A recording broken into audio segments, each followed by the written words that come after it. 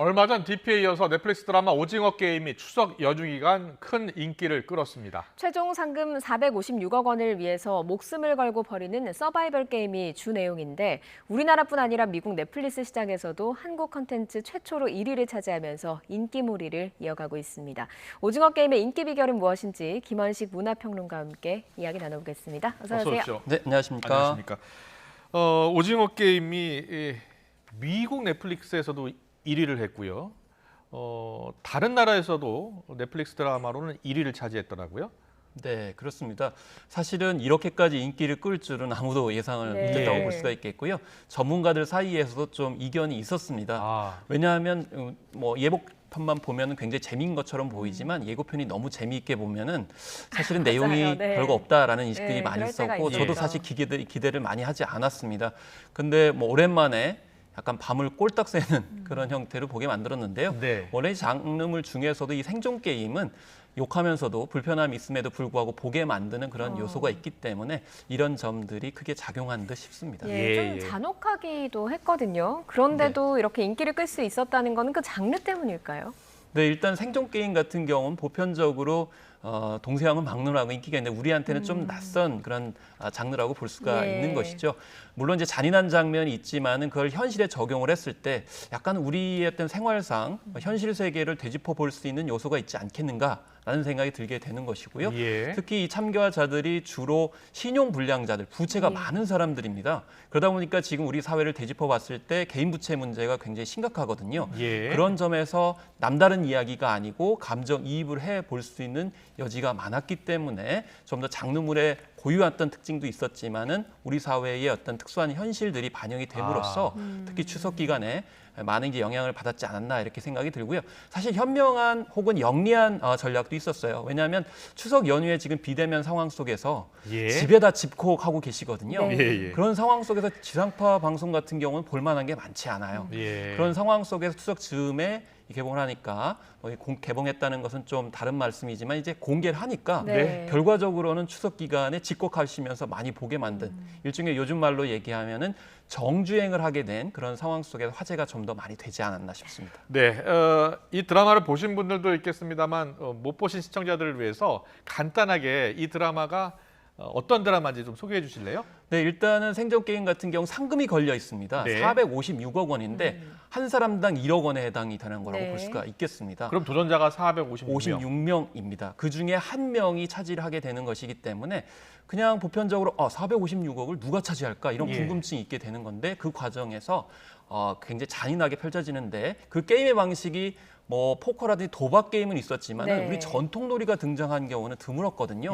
그래서 오징어 게임은 최종 게임이고요. 그 전에 무궁화꽃이 피었습니다라든지 구슬치기, 심지어는 달고나를 뽑아내는 거 이런 것도 있고 줄다리기에 이르기까지 다양한 우리에게 익숙한 게임들이 등장을 하게 되는데 문제는 우리가 이런 게임을 어린 시절에 할 경우에는 저도 그냥 다시 시작하잖아요. 그런데 이 드라마에서는 목숨을 잃게 되는. 목숨을 잃게 되는. 그렇기 때문에 충격으로 다가오는데 한편으로 생각을 해보면 현실에서 게임은 그렇게 간단하지 않을 수 있겠구나 라는 생각을 또 해보게 되는 것이어서 결국 현실에 대한 어떤 엄혹함 이런 것들을 되짚어 볼 수 있기 때문에 색다르게 다가왔다고 볼 수가 있겠습니다. 우리나라에서는 말씀하신 구슬치기, 무궁화꽃이 피었습니다. 이런 그 게임이 등장한다라고 하는 게 조금 더 흥미를 유발했을 것 같고요. 사실 그 룰도 굉장히 좀 단순하잖아요. 그런데 미국에서 1위를 했으면 외국인들이 이걸 어떻게 이해했을까 하는 생각도 들기도 하거든요. 사실 이게 미국에서 인기를 얻었을 뿐만 아니라 전 세계적으로 지금 2위를 차지하는 랭킹 순위도 보여줬거든요. 그런데 지금까지 인기 있었던 우리의 이제 콘텐츠를 보게 되면 킹덤이라든지 스위트홈도 있었습니다. 근데 이 보편성과 특수성이 같이 결합됐다라는 것이죠. 예를 들면 킹덤 같은 경우는 세계 젊은이들이 열광하는 좀비물입니다.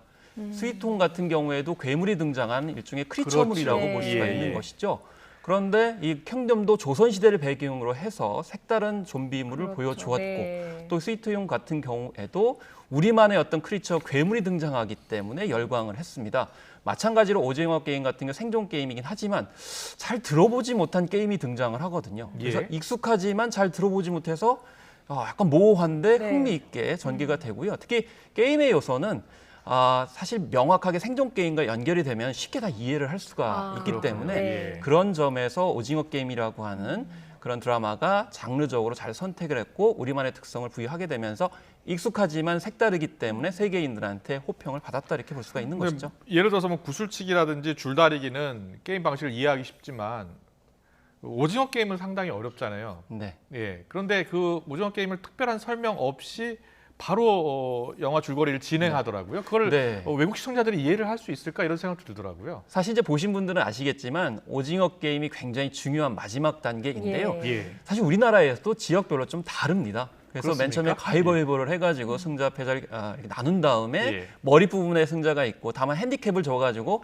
한쪽 발로 이제 오징어의 중간 부분을 이제 여러 차례 하면서 점점 그렇습니다. 세져서 세모골로 이제 들어가야 되는데 들어가지 못하도록 이제 방어라는 쪽과 예. 들어가려는 쪽이 이제 다르게 되는 것인데 네네. 이 게임 방식을 설명을 하면 외국인들이 모르잖아요. 그러니까요. 마지막 장면에서 어떻게 하냐면 너무 복잡하게 하지 않고 아, 결투씬으로 합니다. 예. 그래서 밀고 밀리고 이러면서 이제 격투를 하게 되는 거고 사실 오징어 게임이 무엇이냐라는 거는 몰라도 찾아보겠죠. 되는군요. 예. 예. 그런 식으로 너무 복잡한 것을 그대로 장황하게 설명하기보다는 약간 본능에 가깝게 예. 보편성으로 설명을 하기 때문에 오히려 이해가 높다. 그래서 사실은 넷플릭스라고 하는 OTT를 통해서 공개를 했기 때문에 이렇게 세계인들이 같이 본다라고 하는 전제 하에서 했기 때문에 오히려 더 몰입도가 높았다는 거죠. 그러니까 네. 예전에는 우리 드라마를 우리가 즐겨보게 만들어서 해외에 소개를 하려고 하다 보니까 너무 이해시키기가 힘들었어요. 네. 그랬죠. 근데 지금은 예. 190여 개국에 동시에 공개되기 때문에 아. 어려울 수 있는 게임은 이해할 수 쉽도록 상황에 맞게 연출하는 것 이런 것이 어떻게 보면 지금 현재 새로운 노하우로 축적이 되고 있다는 것을 이번에 잘 보여줬다고 생각이 방금 듭니다. 그 설명하신 양상이 어떻게 보면 요즘 좀 드라마를 보는 양상인 것 같은데 요즘 일명 덕후라고 하잖아요. 좀 빠져들게 되면 아까 말씀하신 그 오징어 게임을 또 유튜브에서 찾아서 설명을 또 찾아보게 되고 뭐 이렇기 때문에 영화나 드라마를 만들 때도 그런 요소를 좀 넣게 되겠군요. 사실 킹덤 같은 경우에도 우리가 생각하지 못한 한류 열풍이 있었어요. 네. 예를 들면 갓이 등장을 하기도 했거든요. 그래서 예, 예. 우리 전통 갓을 해외 외국인들이 더 좋아하는 일들이 벌어졌거든요. 예, 예. 마찬가지로 이런 방식이라고 하면은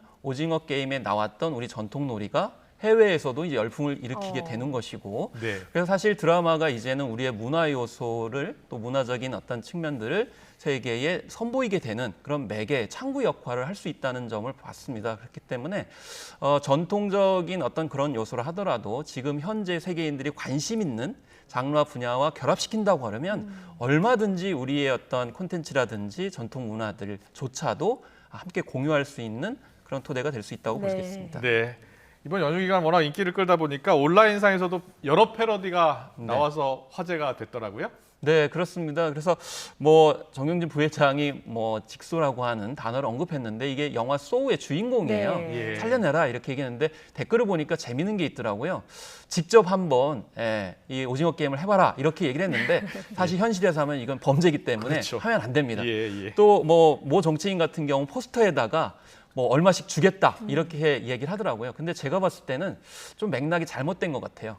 왜냐하면은 게임을 이 이해 못한 승자한테만 이렇게 돈을 주는 건데 그럼 한 사람한테만 주겠다는 네. 것인가요? 그래서 패러디를 한다 하더라도 그 맥락과 본질에 맞게 패러디를 하는 것이 좀 필요하지 않나 이렇게 생각을 해봅니다. 어쨌든 이렇게 패러디가 많이 된다는 것은 그만큼 주목을 많이 받고 있다는 것을 뜻하게 되는 것이겠죠. 예.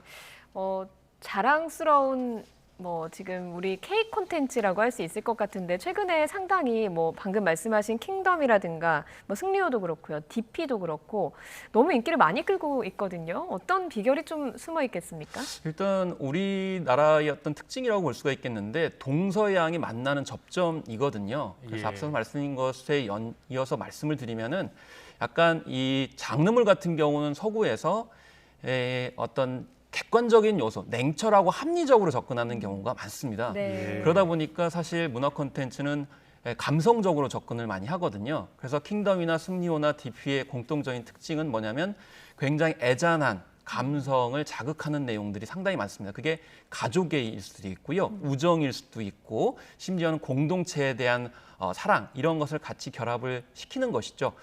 그렇기 때문에 전반적으로 이 오징어 게임 같은 경우도 일부 전문가들은 이거 너무 심파적인 거 아니냐 이렇게 얘기를 하지만은 생존 게임에서 이렇게 가족애와 우정 그리고 사랑 또 공동체의 연대 이런 것을 담아냈던 그런 생존 게임은 많지 않거든요. 왜냐하면 이 서양의 생존 게임 같은 경우는 주로 개인이 뛰어나서 우월해서 자기의 개인적인 능력으로 돌파를 하는, 승리하는 내용이 많다고 하면 오징어 게임을 포함한 우리의 컨텐츠 같은 경우에는 나보다는 같이 연대해서 물론 중간에는 이기적인 본성이 나오고 안 좋은 모습도 나와요.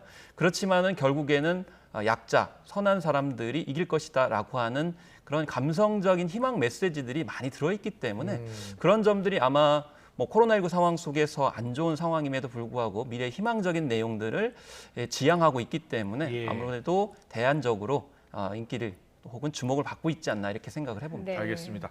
이달 우리나라 넷플릭스 결제액이 역대 최대치를 기록했고요. 지금 뭐 코로나 시대를 맞아서 이런 OTT 시장에서 우리 드라마가 큰 인기를 끌게 되는 요인 중에 하나가 바로 이 OTT 시장이 확대되기 때문 아니겠습니까? 네. 뭐 디즈니도 그렇고 점점 이 시장이 점점 커지고 있다면서요. 우리한테는 기회가 되겠어요. 그렇습니다. 코로나19 상황 속에서 안 좋은 영향도 있고 그렇지만 한편으로는 우리에게 기회가 되는 경우가 있습니다. K-팝이 오히려 더 영향력을 확대하는 그런 측면도 있고요.